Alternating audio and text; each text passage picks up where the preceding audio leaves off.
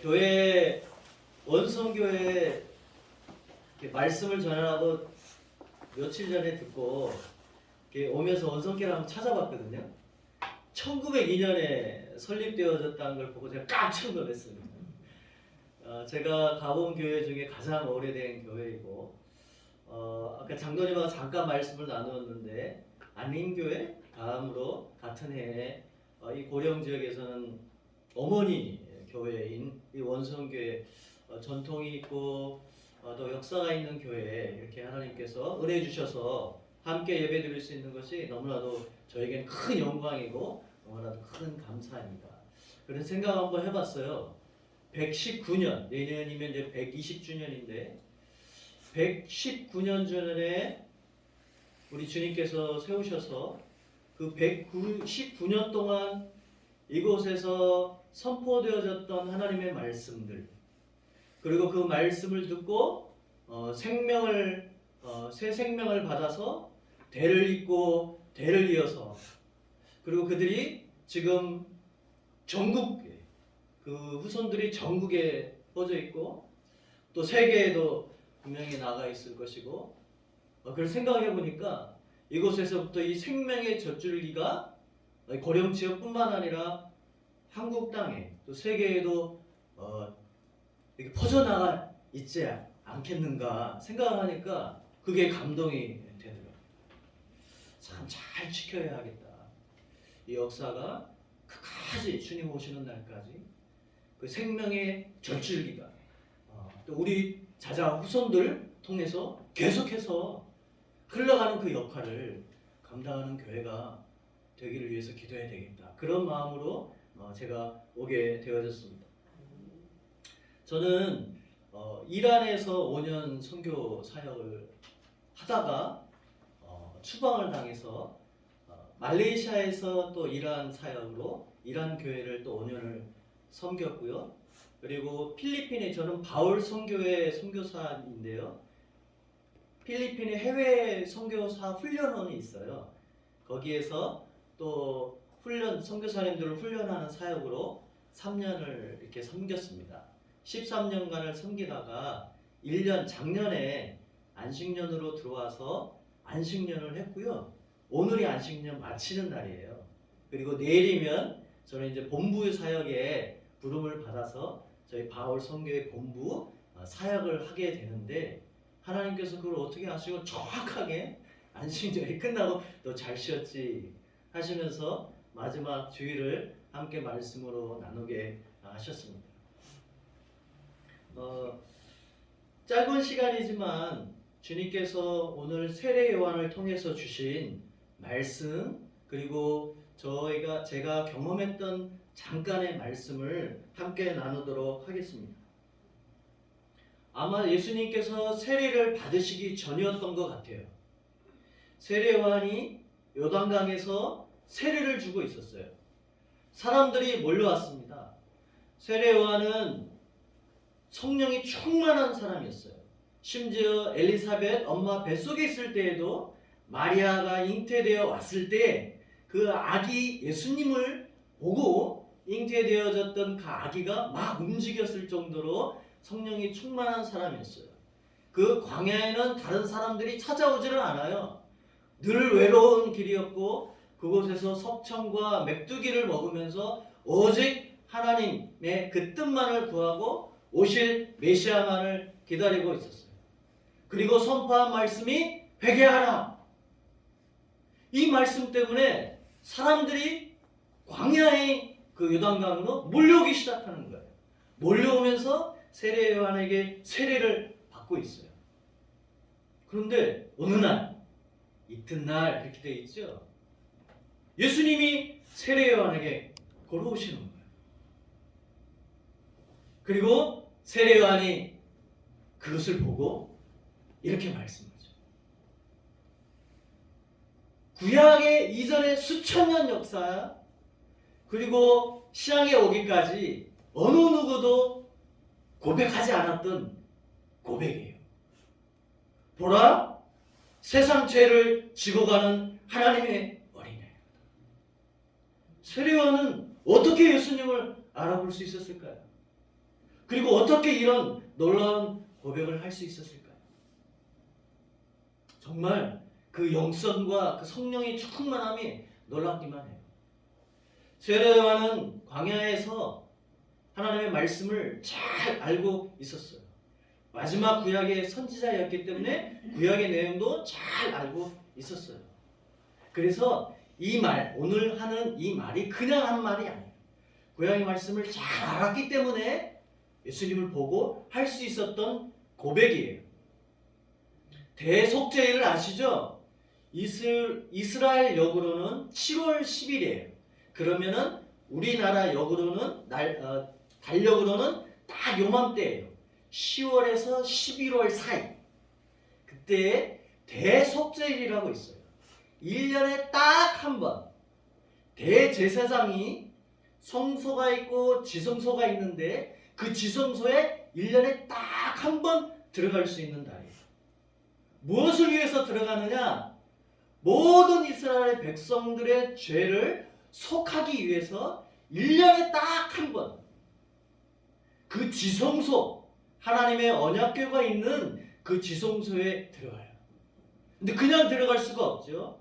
자기 자신의 죄를 위해서 송아지를 잡아서 송아지의 피를 가지고 가고 그 안에 뿌려요.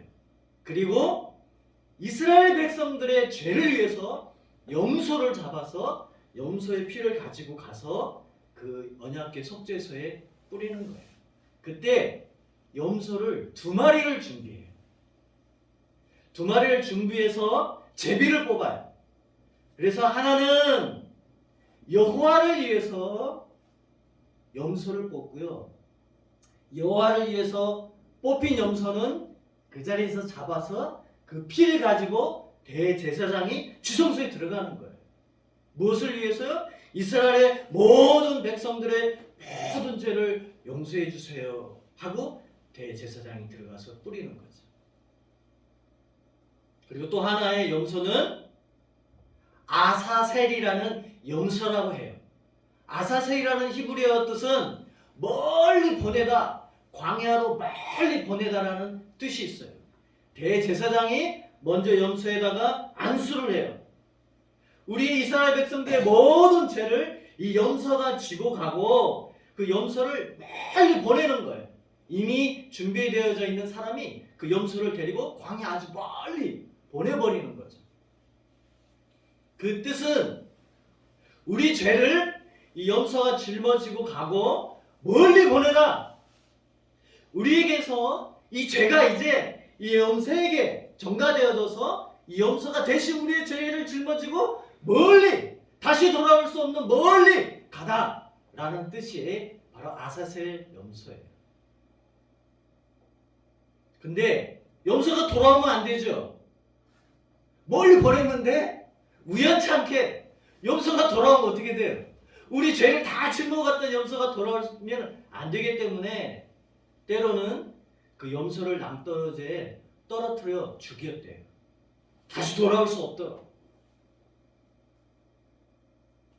바로 이 대속죄일에 2마리의 염소, 하나는 여호와를 위하여 잡아서 그 지성소에 들어가 피를 뿌렸던, 그 또 하나는 아사셀 염소라고 해서 우리 모든 죄를 짊어지고 저 멀리 광야에 가서 때로는 낭떠지에 떨어뜨려 죽였던 그 염소. 그게 바로 대속죄일에 있었던 일이거든요. 세례 요한이 이걸 알고 있었어요. 당연히 알고 있었죠. 그렇게 중요한 대속죄일을 모를 리가 없죠. 그것을 알고 예수님을 보고 보라, 세상 죄를 지고 가는 하나님의 어린 양이로다 라고 고백한 거예요. 근데 2가지가 다른 점이 있어요. 이 대속죄일에 이 염소, 아사셀 염소와 2가지가 다른 게 있어요. 하나는 뭐냐면 바로 이거예요. 어린 양. 원래는 염소라고 그랬죠? 그래서 원래는 하려면 보라, 세상 죄를 지고 가는 하나님의 염소로다 이렇게 했어야만 돼요. 그런데 어린 양이라고 했어요. 히브리어 사람들에겐, 유대인들은 때로는 염소와 양을 구분해서 쓰질 않아요. 어떨 때는 용서라고 하기도 하고 어쩔 때는 양이라고 하기 때문에 그럴 수도 있고요. 세례요한은 분명히 유월절의 어린 양을 생각했을 거예요. 당연히 유월절의 어린 양은 예수님이세요. 유월절 만찬은 너무 중요해요. 유월절 만찬에 반드시 빠지지 말아야 할 고기가 어린 양 고기예요. 근데 예수님께서 유월 제자들과 만찬을 하실 때, 최후의 만찬을 하실 때 떡을 떼시죠? 포도주를 나눠주세요. 어린 양고기에 대한 이야기가 없어요. 양고기는 반드시 있어야 되고요. 반드시 그 자리에서 먹어야 되는 거예요. 그런데 예수님께서는 제자들과 함께 떡을 떼시고 포도주를 나누실 때에 양고기에 대한 이야기가 없어요. 왜요? 예수님이 어린 양이시니까. 그래서 세례 요한이 바로 그 어린 양이로다 한 거예요. 그게 무슨 뜻이에요? 예수님께서 우리 죄를 위해서 그 피를 흘려서 그 지성소에 들어가 하나님 앞에 그 피를 뿌림으로 우리의 죄를 용서해 주시는 분이시고, 또 아사셀의 염소처럼 우리의 모든 죄를 짊어지시고 저 멀리 다시로 돌아올 수 없는 그 죄, 바로 그분이 우리 예수님이시다 하고 고백한 거예요.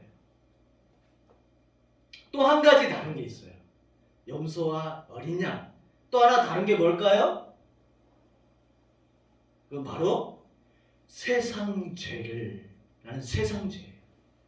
대속죄일에 이스라엘 백성들 대제사장은 이스라엘 백성들의 죄를 위해서 속죄하기 위하여 지성소에 들어간 거예요. 이방인 사람들이나 세상 사람들의 죄가 아니에요. 이스라엘 백성들의 죄만을 이야기했던 거예요. 그런데 오늘은 세례 요한이 유대인이고 구약의 마지막 선지자인 세례 요한이 원래는 이렇게 해야 돼요. 보라! 이스라엘 백성들의 죄를 지고 가는 하나님의 어린 양이다. 그렇죠? 근데 뭐라고 하고 있어요? 세상 죄를 지고. 아사셀 염소는 이스라엘 백성들의 죄를 짊어졌다면은 우리 예수님은 이스라엘 백성들의 죄만이 아니라 한국인, 우리 북한 사람, 그리고 아프리카에 있는 사람, 그리고 전 세계에 있는 모든 죄인들의 죄를 다 짊어지셨다.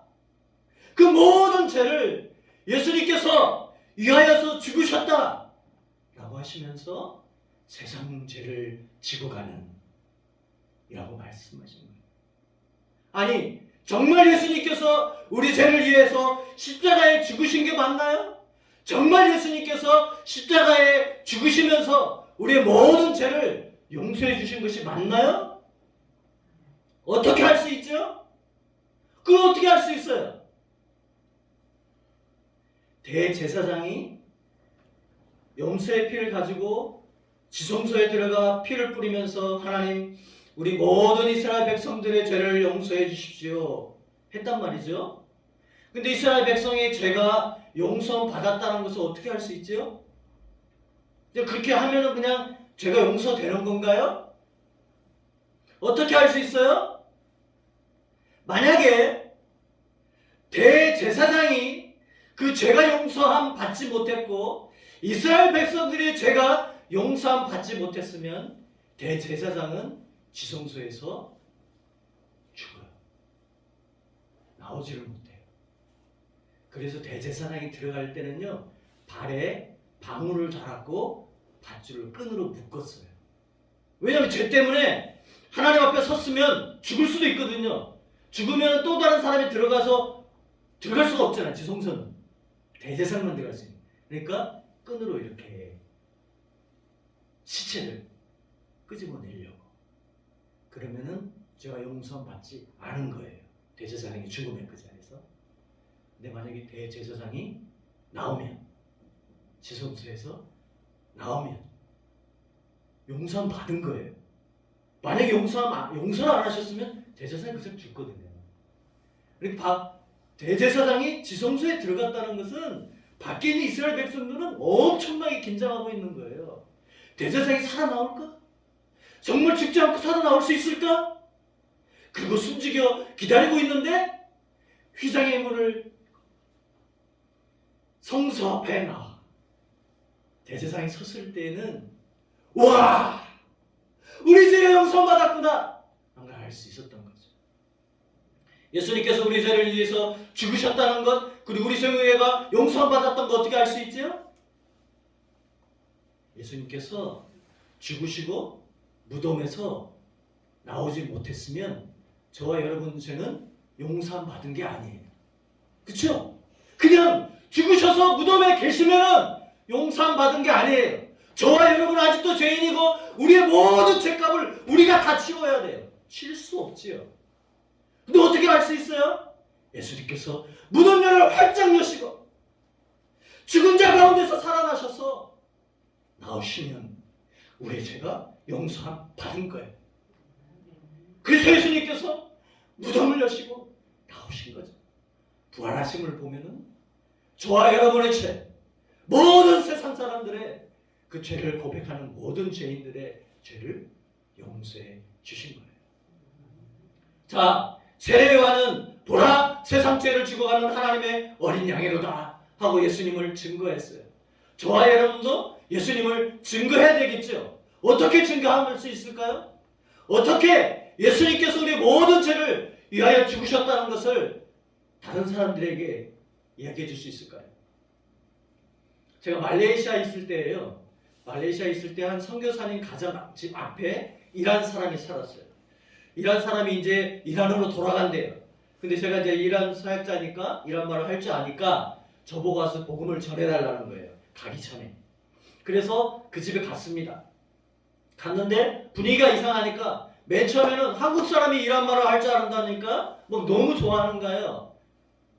근데 분위기가 이상하니까 딱 벌써 방어하려고 이런 말을 딱 해요. 처음 들어본 질문이었어요. 무슨 질문이었냐면 이 무슬림들이니까 알라를 믿는 무슬림들이니까 저한테 이러는 거예요. 너희는 예수님을 하나님이라고 하지. 그런데 사람의 손에 의해서 죽는 신을 어떻게 신이라고 할 수 있어? 그런 무능한 신을 어떻게 신이라고 할 수 있어? 사람의 손에 의해서 죽었는데 저한테 그러는 거예요. 이야, 이런 질문을 한국에서는 받아보지도 않았어요. 이 무슬림의 그 교육을 받아서 하는 질문인데 제가 그랬죠. 왜 예수님이 죽으셔야만 했는지 이야기해 줄게. 하나님은 하나님과 인간이 다른 것이 많지만 두 가지가 다릅니다. 하나님은 죄가 없으십니다. 인간은 죄인입니다. 하나님은 죽지 않으십니다. 인간은 죽습니다. 그 죄 때문에 사망이 왔고 모든 인간은 죽습니다. 인간 중에 죽지 않는 사람은 아무도 없습니다. 하나님은 죽으시지 않습니다. 하나님께서는 죄가 없으시기 때문입니다. 그러나 우리는 죄인입니다. 당신 죄인이지? 자기 죄인이래. 왜냐하면 알라의 앞에서 모든 말을 순종할 수 없기 때문에 죄인인 것을 자기들도 고백하거든요. 너와 나는 죄인이야. 그러나 너와 내가 죽어도 우리가 죽어도 아무런 소용이 없어. 우리 죄는 이미 우리의 피는 죄로 다 더러워졌기 때문에 내가 내 피가 흘린다 한들 네가 네 피를 흘린다 한들 네 죄를 용서받을 수가 없어. 진짜 중요한 것은 깨끗한 피야. 죄가 하나도 없는 깨끗한 피가 있어야만 우리 죄가 용서받을 수 있어. 근데 모든 인간은 다 죄인이야. 다 죽으니까. 모든 인간의 피는 다 더러운 거지. 깨끗한 피가 필요해요. 하나님밖에 없어요. 죄가 없으신 분은. 근데 하나님은 죽지 않으세요. 어떻게 해야 돼요?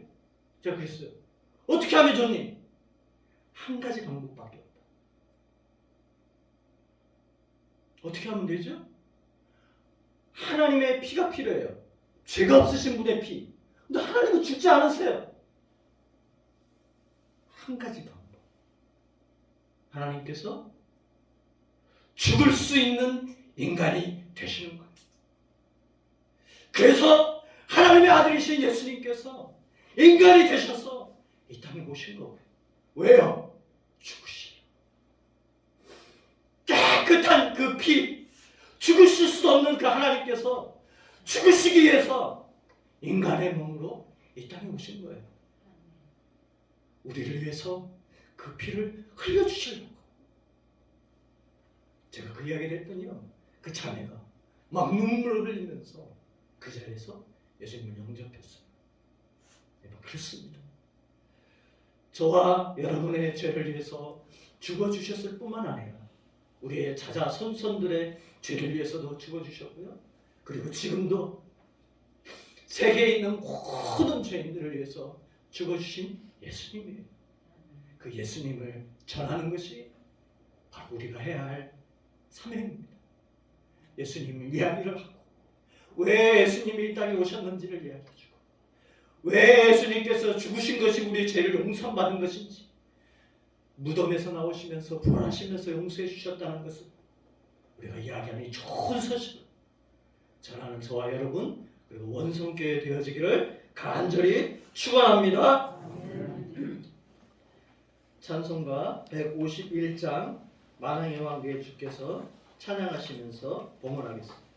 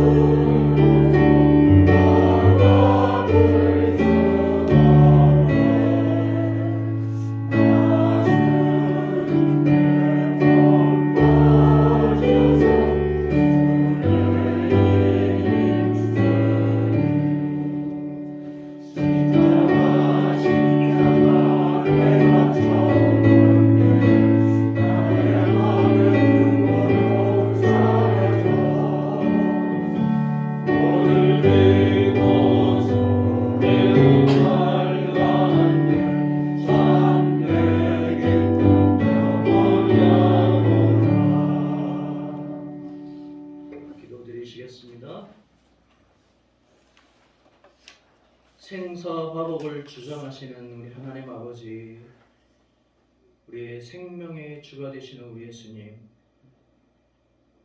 모든 예배와 찬송을 받으시기에 합당하시기에 우리가 예배를 드리며 우리에게 허락하여 주신 귀한 것을 주님께 다시 돌려드립니다. 모든 것이 주님의 은혜이기에 우리가 호흡하며 살 수 있는 것이 주님의 은혜이고